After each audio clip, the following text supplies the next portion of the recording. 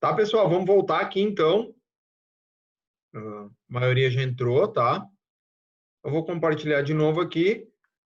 Ficou alguma dúvida nesse exercício? Basicamente, os que tem para vocês fazerem, e a nova de dois fatores é isso, tá? Eu expliquei ali para vocês como fazer o gráfico e tal, mas eu não vou cobrar isso, tá? Como eu faria? Faria uma outra tabela auxiliar, estilo essa, colocaria as médias e faria os gráficos, tá? Em vez de ser soma,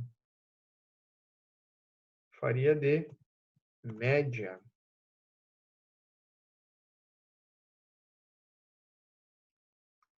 Média de quem? Desses caras aqui. E aí depois faria o gráfico, tá?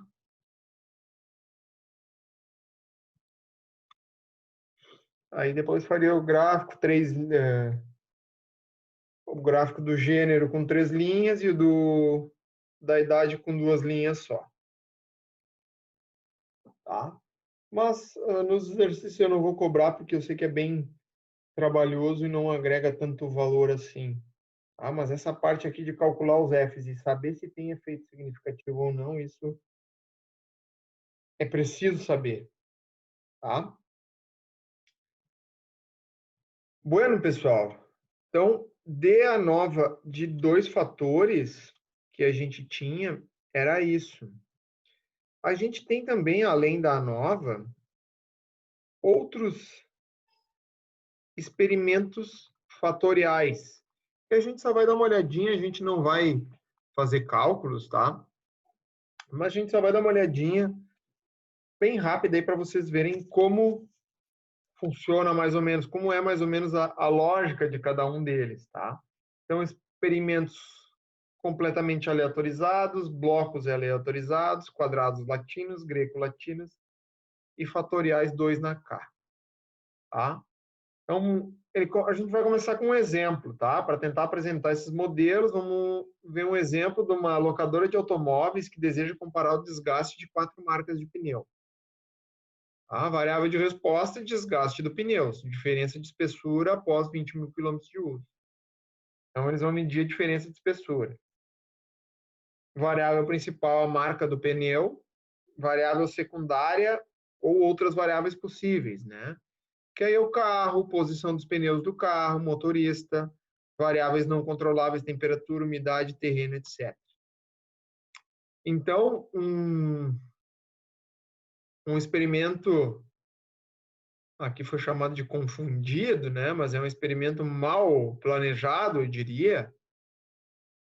Como é que ele vai fazer? Ele vai pegar o carro 1, 2, 3 e 4, vai botar a marca A no carro 1, a marca B no carro 2, a marca C no carro 3 e a marca D no carro 4.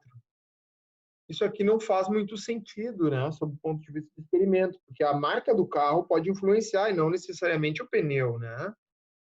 Então, ó, nesse projeto, o efeito das marcas e dos carros está confuso, confundido, e a análise fica prejudicada. É um exemplo mal planejado, tá? A gente tem também os projetos de experimentos completamente aleatórios. E aí a gente vai fazer um sorteio. Ah, vou pegar o carro 1, bota lá numa urna, lá o papelzinho, que nem amigo secreto lá. Carro 1, pneu dianteiro esquerdo. Ah, é o C. Dianteiro direito é o A. Traseiro direito é o D. Traseiro esquerdo é o D também. Tá? Então, é uma maneira de transformar o experimento em aleatório. Se vocês lembram que a gente falou no início de planejamento de experimentos, a aleatorização ela é muito importante e necessária, né? A gente precisa de aleatorização. Porém, a gente vê que aqui a gente tem alguns problemas. Ó, o carro 1 ficou com 2 vezes o D, o carro 3 ficou com 2 vezes o B, tá? E assim por diante. O carro 2, 2 vezes o A, e assim por diante. Tá? Então, a gente ainda assim pode ter algum tipo de problema. Blocos aleatórios funcionam da seguinte maneira: uma estratégia para bloquear possíveis efeitos no carro. Então, a gente define que apenas uma marca em cada carro. Todas as marcas em 4 carros. Nenhuma marca repetida. Tá? Então, o carro 1 tem o A, o B, o C e o D. O carro 2 tem o A, o B, o C e o D. Então, a gente vê que assim, embora também seja aleatório, a gente já começa a ter os pneus espalhados por todos os carros e o efeito da marca já diminuído, né? Então, poderia suspeitar também de um possível efeito da posição sobre o desgaste dos pneus, tá? Nesse projeto de blocos aleatórios, as 4 marcas são distribuídas em um carro sem considerar a posição. Ou a gente pode fazer os quadrados latinos, que é considerando a posição, tá? O A, todos na frente, na mesma posição, o B na mesma posição, tá? Ou marca e carro blocados e também marca e posição, ou seja, o A vai ficar numa marca num local, na outra marca no outro, na outra marca no outro, na outra marca no outro. Então, objeção nesse tipo de experimentos aqui a gente vê que já está bem mais organizado, né? Objeção só são possíveis quando todos os fatores têm o mesmo número de níveis, ou seja, eu estou testando 4 marcas de carro com 4 marcas de pneus. E eu tenho 4 posições de pneus, senão eu não conseguiria fazer. Tá?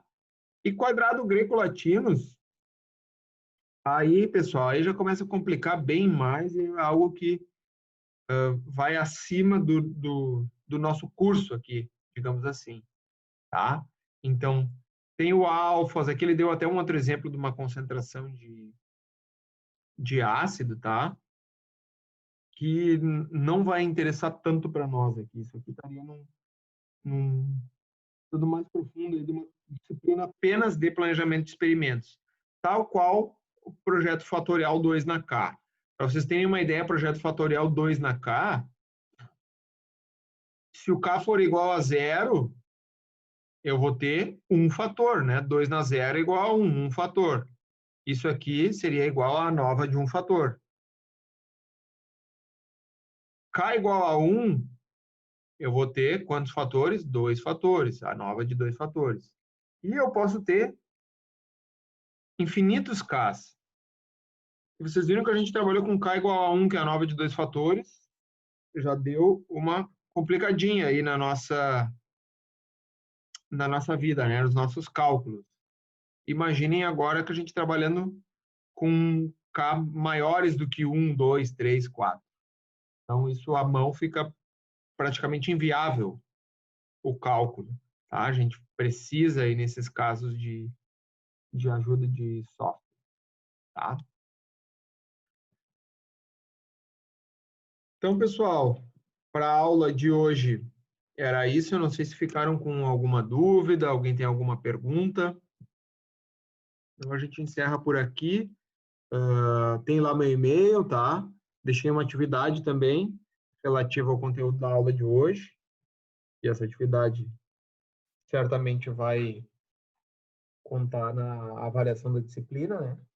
Em função desse momento aí, todas as atividades estão contando aí, exceto as que eu descrever explicitamente que não, como foi naquela aula que eu não consegui estar presente aqui na live, tá? Dúvida, pessoal? Então, qualquer coisa me mandem por e-mail aí, muito obrigado aí.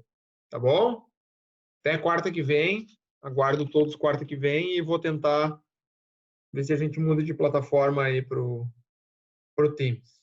Tá bom? Ô, professor,